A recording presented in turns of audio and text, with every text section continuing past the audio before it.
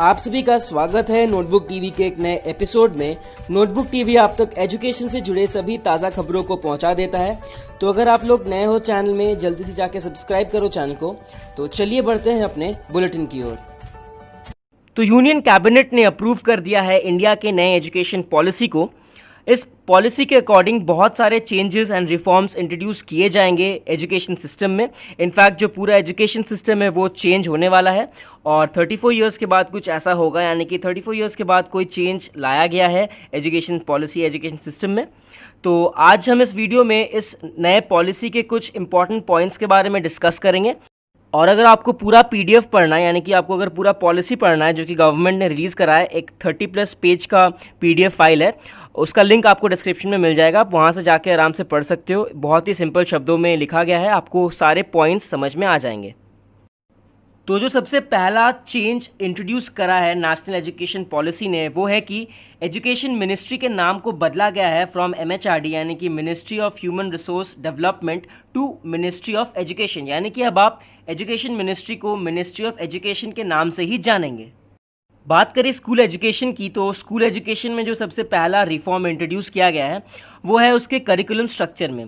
पहले का जो करिकुलम स्ट्रक्चर था वो था 10+2, यानी कि पहले के 10 साल आपके क्लास 10 तक एंड देन एक्स्ट्रा 2 साल फॉर क्लास 11 एंड 12।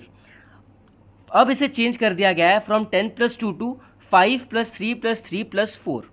अब इस चीज़ को हम इस डायग्राम से समझते हैं। तो लेफ्ट हैंड साइड में है जो एग्जिस्टिंग एकेडमिक स्ट्रक्चर है और राइट हैंड साइड में है जो नया एकेडमिक स्ट्रक्चर इंप्लीमेंट होगा।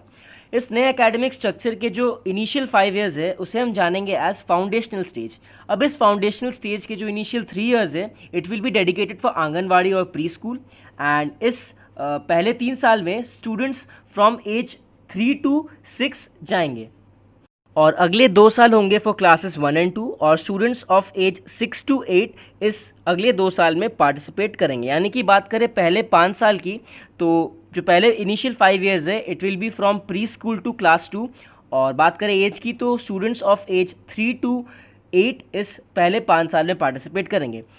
अब अगर हम बात करें टीचिंग मेथड की जो कि फाउंडेशनल स्टेज में यूज़ किया जाएगा, तो multi level play and activity based learning के हेल्प से स्टूडेंट्स को पढ़ाया जाने वाला है।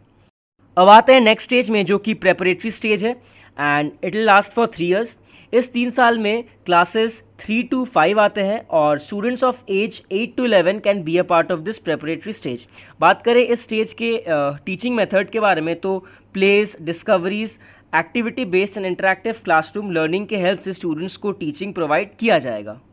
अब आते हैं नेक्स्ट 3 इयर्स में जो कि मिडिल स्टेज।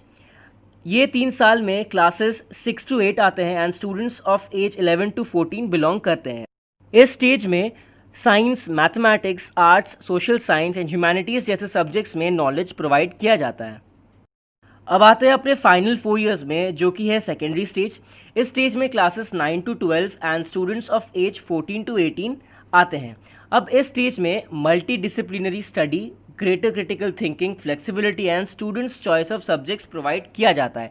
यानी कि इस स्टेज में स्टूडेंट्स अपने प्रेफर्ड सब्जेक्ट्स चूज़ कर सकते हैं और ऐसा नहीं है कि कोई एक पर्टिकुलर स्ट्रीम को ही उन्हें परस्यू करना है, वो अलग अलग स्ट्रीम्स के सब्जेक्ट्स को भी पढ़ सकते हैं। तो आपको ये फ्लेक्सिबिलिटी प्रोवाइड किया जाता है इन लास्ट के 4 इयर्स में जो कि है सेकेंडरी स्टेज। सो आप आई होप कि आपको ये जो पूरा पैटर्न है 5+3+3+4 का जो नया एकेडमिक स्ट्रक्चर है वो आपको समझ में आया है। आते हैं अपने नेक्स्ट पॉइंट पे। तो क्लास 5 तक जो टीचिंग प्रोवाइड किया जाएगा क्लास के अंदर, it will be done either in the mother language of the students और इन द रीजनल लैंग्वेज, जिस भी रीजन में स्कूल है उस रीजन के लैंग्वेज के अकॉर्डिंग, और किसी भी स्टूडेंट पे कोई भी पर्टिकुलर लैंग्वेज इम्पोज नहीं किया जाएगा।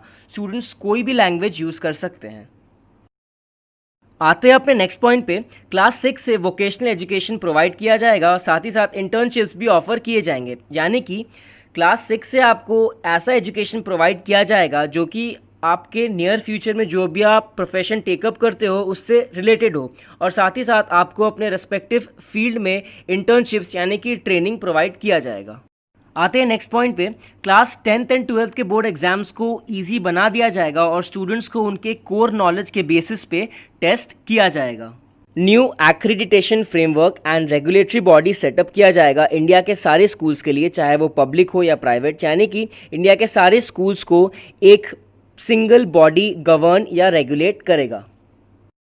बात करें हाई एजुकेशन की, तो हाई एजुकेशन में जो सबसे पहला रिफॉर्म इंट्रोड्यूस किया गया है वो है कि एमफिल के जो कोर्सेज हैं उन्हें डिसकंटिन्यू कर दिया गया है। अब अगर हम बात करें एमफिल की, तो जनरली हमें मास्टर डिग्री करने में 2 साल लगते हैं, बट एमफिल के थ्रू हम मास्टर डिग्री सिर्फ 1 ही साल में कर सकते हैं। तो अब इस 1 साल में मास्टर डिग्री वाले कोर्स को बंद कर दिया गया है और जो under graduate, post graduate and PhD level की डिग्री है उन्हें अब इंटरडिसिप्लिनरी बना दिया गया है। यानी कि अब आप एक से ज़्यादा सब्जेक्ट या स्ट्रीम के across under graduate, post graduate and PhD level की पढ़ाई कर सकते हो। मेडिकल और लीगल के अलावा इंडिया के सारे हाई एजुकेशन इंस्टीट्यूट्स एक सिंगल बॉडी के थ्रू गवर्न किए जाएंगे। यानी कि कोई एक पर्टिकुलर सिंगल बॉडी होगा जो इंडिया के सारे हाई एजुकेशनल इंस्टीट्यूट्स को रेगुलेट करेगा। जैसे हम जानते हैं कि अलग अलग बॉडीज़ है जैसे यूजीसी, एआईसीटी, तो अब एनईपी के अकॉर्डिंग ये सारे इंडिविजुअल बॉडीज़ मर्ज हो जाएंगे एंड कोई एक पर्टिकुलर बॉडी या फ्रेमवर्क इन सभी इंस्टीट्यूट्स को रेगुलेट करेगा। एनटीए यानी कि नेशनल टेस्टिंग एजेंसी साल में 2 बार एक कॉमन एंट्रेंस एग्जाम कंडक्ट करेगा इंडिया के सारे कॉलेजेस के लिए। अब आते हैं नेक्स्ट पॉइंट पे। ये पॉइंट मुझे एनईपी का सबसे बेस्ट पॉइंट लगा।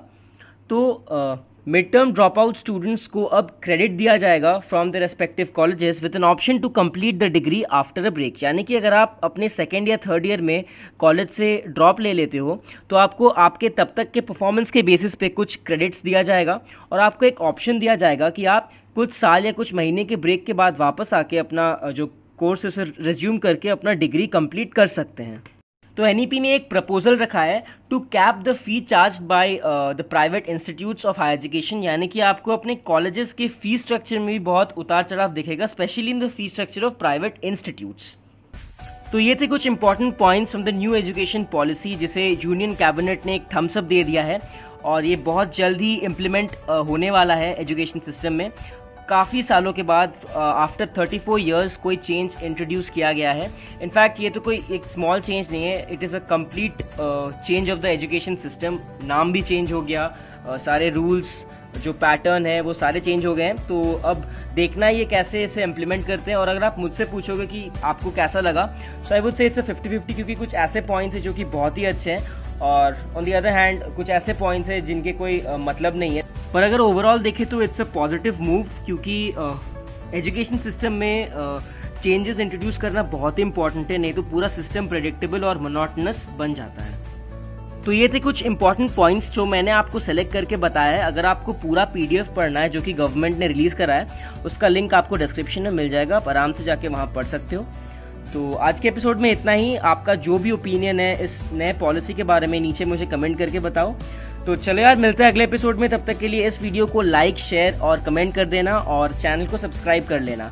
चलो बाय।